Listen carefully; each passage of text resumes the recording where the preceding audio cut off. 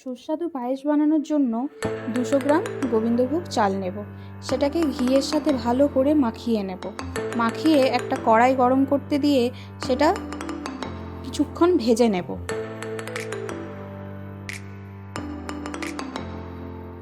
কয়েকটা কাজু কিশমিশ কড়াইয়ে আবারও ঘি দিয়ে সামান্য ভেজে একটা বাটিতে তুলে রাখবো। তারপর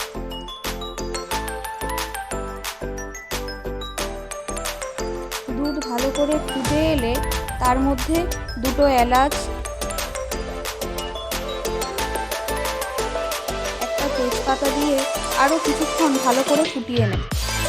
তারপরে ভেজে রাখা গোবিন্দভোগ চালটা দুধের সাথে মিশিয়ে দেব, দিয়ে কিছুক্ষণ ফুটতে থাকবে। তারপরে চালটা সিদ্ধ হয়ে গেলে হাফ কাপ মতো চিনি দিয়ে আরও কিছুক্ষণ নাড়ব।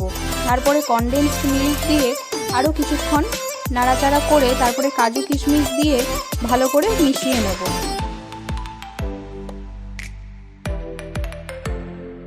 এরপরেই তৈরি হয়ে গেল আমাদের দারুণ স্বাদের সুস্বাদু গোবিন্দভোগ চালের পায়েস।